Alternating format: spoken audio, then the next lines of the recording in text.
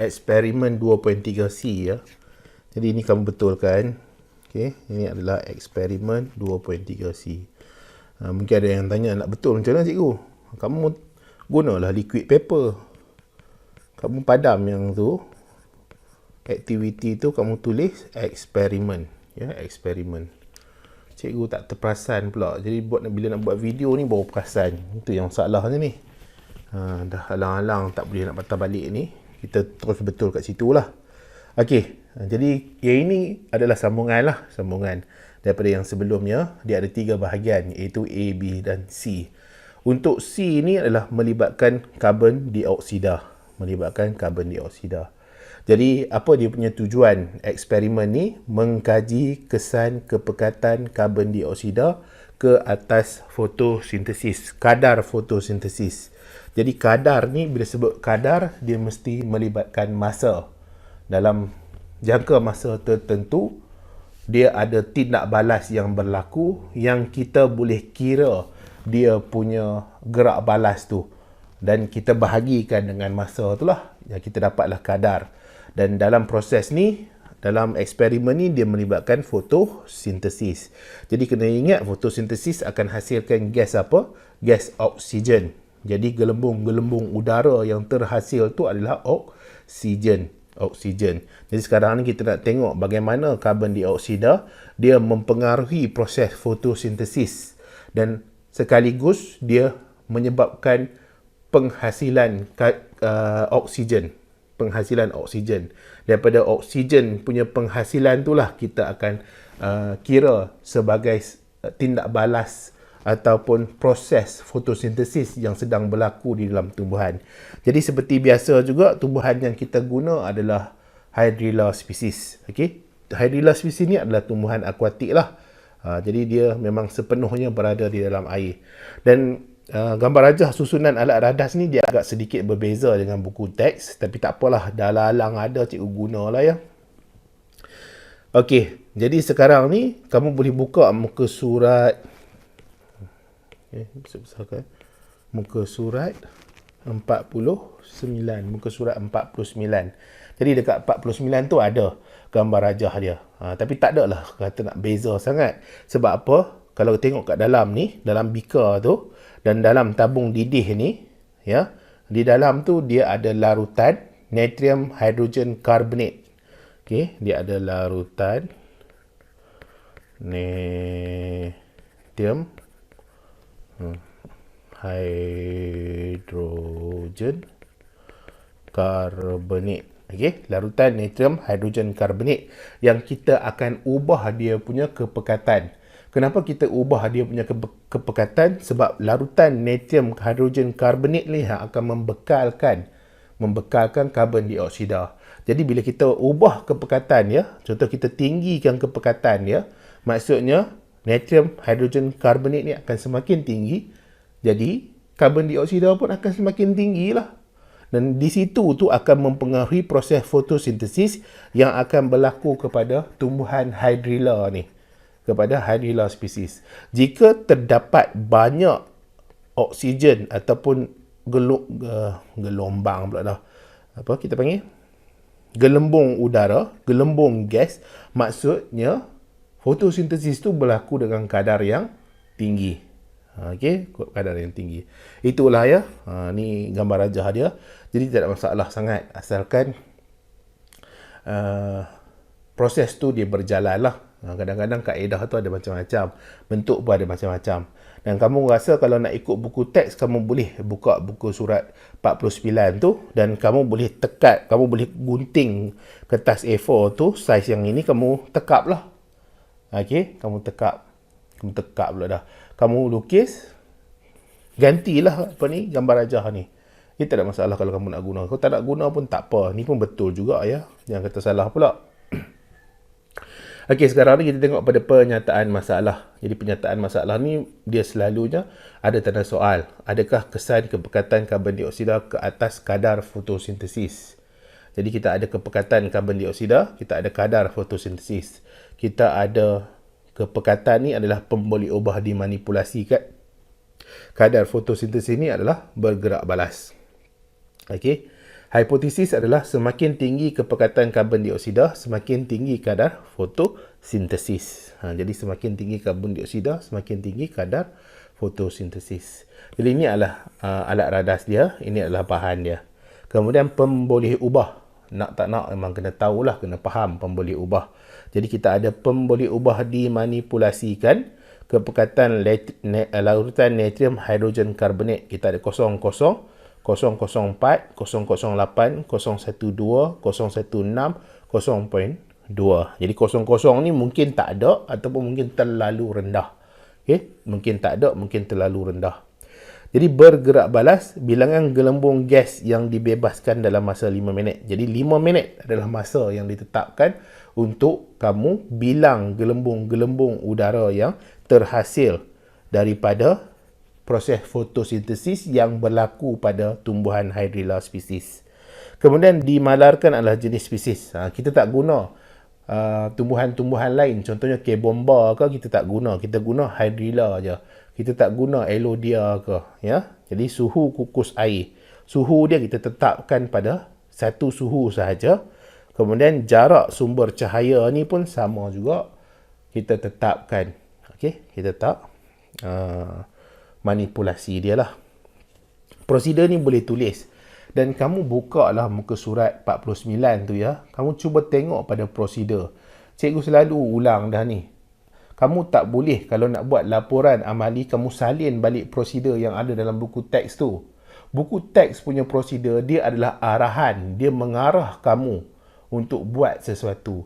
Tetapi bila kamu tulis laporan, kamu tak boleh tulis dalam keadaan ayat yang sama. Kamu kena ubah. Ubah macam mana? Kamu kena ceritakan apa yang telah kamu buat. Contohnya kamu buka muka surat 49 tu, dia tulis lekatkan klip kertas. Okay? Dia tulis lengkat pula dah. Lekatkan klip kertas. Tak boleh lah sebab ini ayat arahan. Dia arahkan kamu apa yang kamu nak kena buat. Jadi, kamu kena ubah dia seolah-olah macam kamu telah lakukan apa. Apa yang telah kamu lakukan? Kamu telah klip kertas dilekatkan. Ataupun telah dilekatkan. Jadi, benda tu dah berlaku. Dan kamu telah jalankan eksperimen tu. Sekarang ni apa yang kamu buat? Kamu tulis laporan. Laporan ya. Laporan amali, laporan eksperimen tu. Okey, hopefully kamu faham lah yang tu ya. Cikgu tak nak terang sangat lebih lanjut nanti. Masalah pula. Okey, sekarang ni kita ada kepekatan larutan natrium hidrogen karbonat. Kita ada 5. Kita ada 10. Ni salah ni bukan 5, 10 ni. Okey. Kita ada 0.0. Ni dalam peratus lah. 0.0, 004, 008, 0.12, 0.16, 0.2. Ni dah ada unit ya. Dalam percentage. Dia tak payah tulis lah kat bawah tu. Ni pun ada unit dalam minit. Ni pun ada unit dia per minit. Jadi tak payah tulis. Kalau tak tulis dekat atas, kena tulis dekat dalam bahagian badan dia. Okey, sekarang ni kita ada jumlah gelembung gas yang dibebas dalam masa 5 minit. Okey, jadi sekarang ni kamu kena bilang lah. Okey, kalau kepekatan larutan natrium hidrogen karbonat ni 0,0, jadi dekat sini kemungkinan kosong juga. Maksudnya tidak ada karbon dioksida. Jadi bila tidak ada karbon dioksida, tidak ada proses fotosintesis. Kemudian dia meningkatlah sebab ada karbon dioksida. Meningkat sebab ada karbon dioksida. Kemudian dia meningkat lagi sebabkan ada karbon dioksida yang semakin tinggi. Meningkat lagi, meningkat lagi, meningkat lagi. Jadi apa yang kita kena buat seterusnya untuk dapatkan kadar fotosintesis ni, kita bahagikan gelembung udara, gelembung gas ni dengan 5 minit. Sebab apa? Masa yang digunakan tu adalah 5 minit. Jadi 0 bahagi 5. Tekanlah kalkulator tu. Kalau tak terbiasa kan, kosong juga. Jadi 6 bahagi 5. 6 bahagi 5, 1.02. Jadi 1.02 pula. Betul ke? 6 bahagi 5. 1. Okey, 1.2. Kemudian 10, 2 lah. Kemudian 12, 2.4. Kalau 18, 3.6. Kalau 20, 2 lah. Okey. 20. 20 bahagi apa pula 2? 20 bahagi 5, 4 lah. Okey. 4. Okey, sekarang ni kita pergi kepada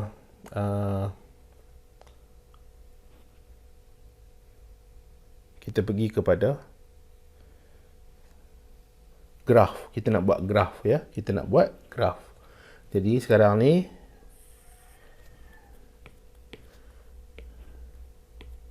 nak buat warna apa? Bolehlah warna biru kan. Kita ada paksi Y. Jangan lupa tulis paksi Y, paksi X. Lepas tu paksi X ni apa?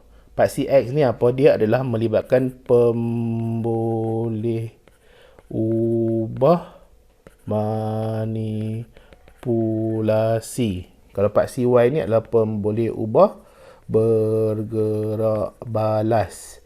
Kalau di sini ni dia melibatkan kadar fotosintesis lah. Kena tulis unit ya. Unit jangan tinggal. Ulang banyak-banyak kali ni. Cikgu pun tak tahu nak cemuh. Cikgu pun nak ulang ya. Kemudian ni adalah kepekatan natrium hidrogen dalam persentase. Itu dia lah bagi penuh je. Kamu jangan ikut cikgu. Cikgu nak tulis tu tak cukup tempat. Okay? Kamu tulis bagi cantik-cantik. Kamu yang nak ambil exam. Okey, sekarang kita tengok. Kita tak guna yang ini. Yang ini tak guna. Jadi bila yang ini tak guna, kita highlightkan dia. Tak guna. Jadi kita akan guna yang ini dengan yang ini. Jadi sekarang ni kita ada kepekatan larutan natrium hidrogen. Kita ada paling rendah sekali 0. Paling tinggi sekali adalah 0.2. Yang paling tinggi adalah 0.2. Yang paling tinggi adalah 0.2. Jadi dia ada 0.2 lah kat sini ya. Jadi di tengah-tengah ni adalah 0.1. Yang di sini adalah 0.15. Yang sini adalah 0.05 lah ya, 0.05. Betul tak? Betul lah kan? Kemudian kita ada kadar fotosintesis. Okey. Paling tinggi sekali kita ada 4. Paling tinggi 4. Jadi 4 1 2 okey. 2 3 4. Jadi 0.0 tak ada, dia kosong. Jadi kita labelkan kat sini lah. Okey, kepekatan 0 kat sini. Dia sebab kosong, dia kosong juga kat sini, ya. Dia kosong juga kat situ. Kemudian 0.04 kat sini lah, 0.04. 1.2 kat sini. Okey. Kemudian 0.08 mungkin kat sini berapa? 2. Sini lah. Okey. Kemudian kita ada 0.12. 0.12 mungkin kat sini.